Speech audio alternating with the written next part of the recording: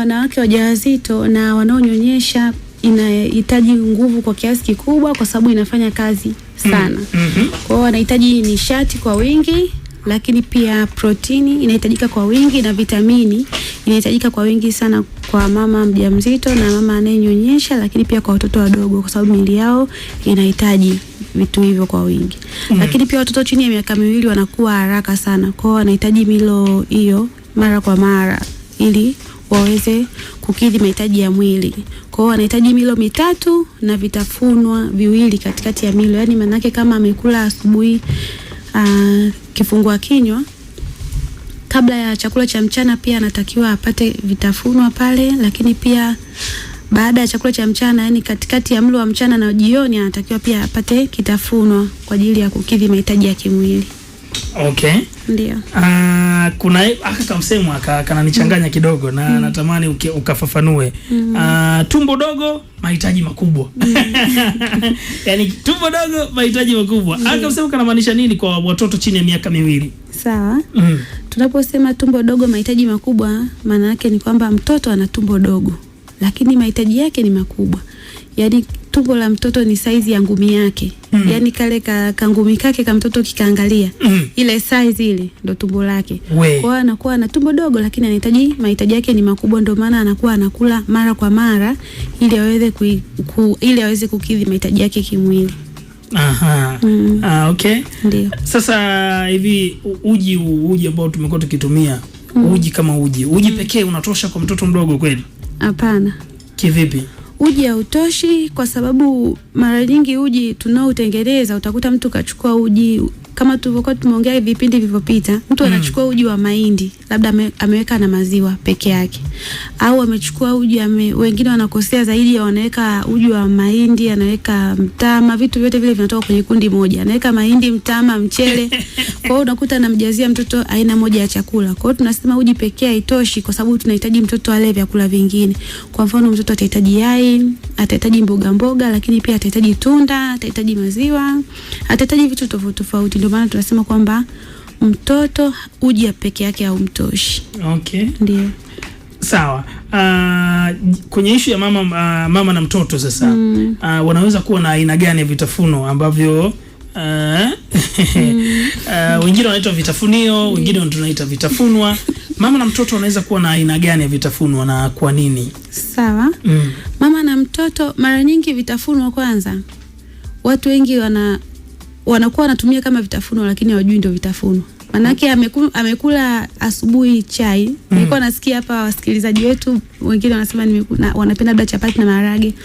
Lakini kabla ya kufikia chakula cha mchana, pale mtu si anapata njaa. Ndio. Wengi utakuta anasema ngoja ninunue Pepsi baridi nishushie. Mwingine anasema ngoja ninunue labda chips au ngoja ninunue karanga.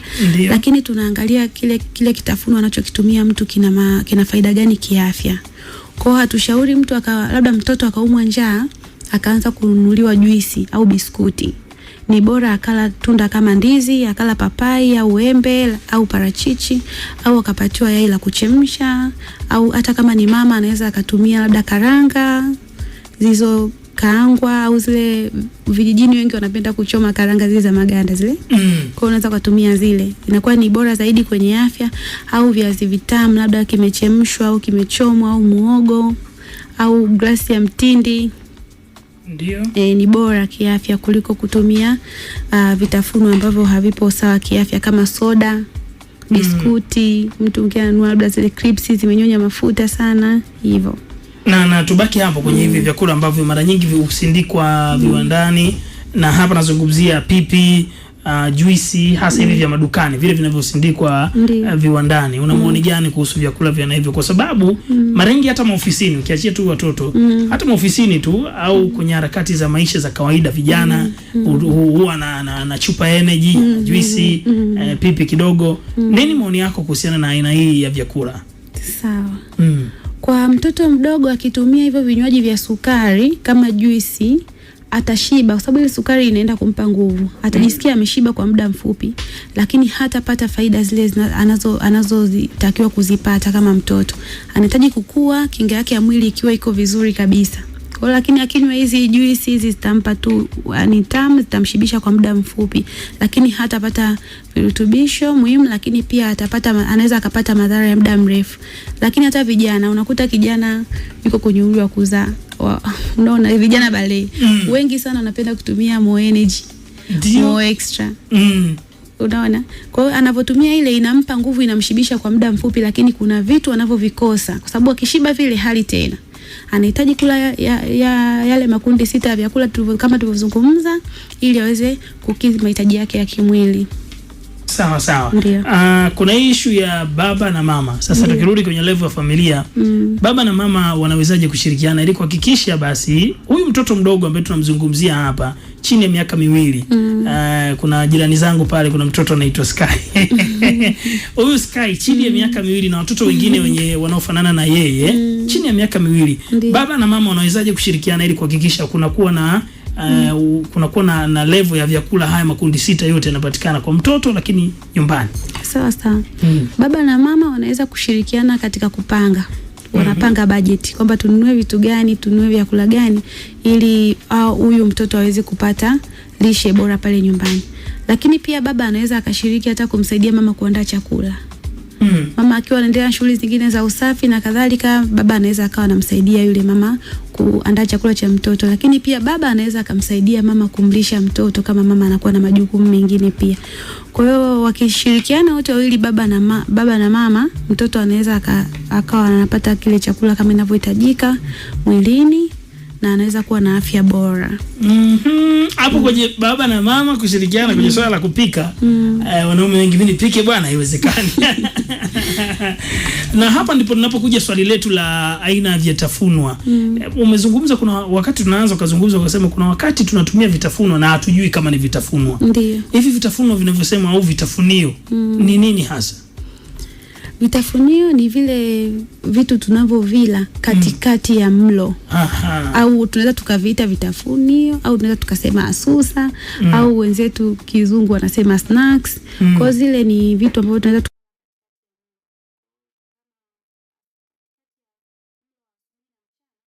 ya kubeba ujauzito, lakini pia kwa mama ambaye ananyonyesha, lakini pia kwa kijana yoyote ambaye yupo katika umri wa kuzaa. Ndio. Kijana unazungumzia wa kiume wa kike?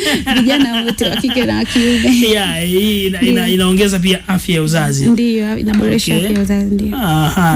Bwana, mimi nikushukuru kwa sababu umefungua hapo kwenye hizo korosho na namna gani na vitu vingine. Sasa tukibakia kwenye baadhi ya makundi ya vyakula mengine ambayo mtoto miaka 2 kale muda kakifika kwenye vyakula vya nyongeza vile.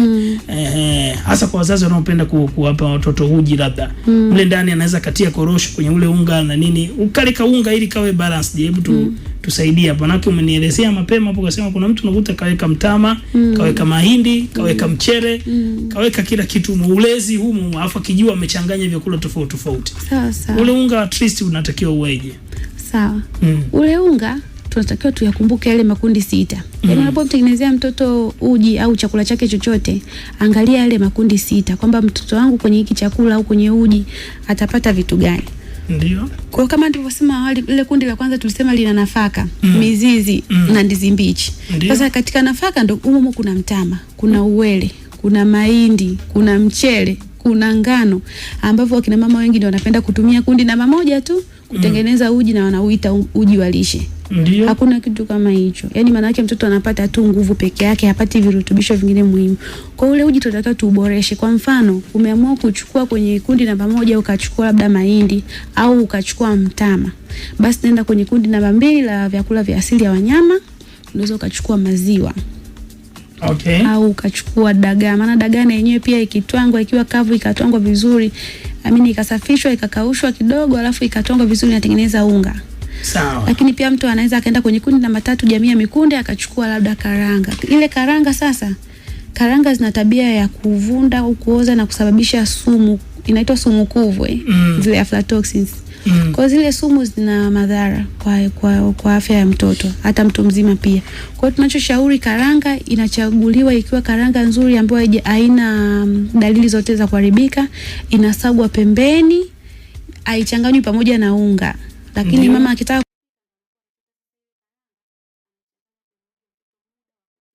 kwa mfano soda na zile juisi za viwandani, yani vinywaji vingi vya viwandani vinasababisha, kwanza vinasababisha uzito mkubwa.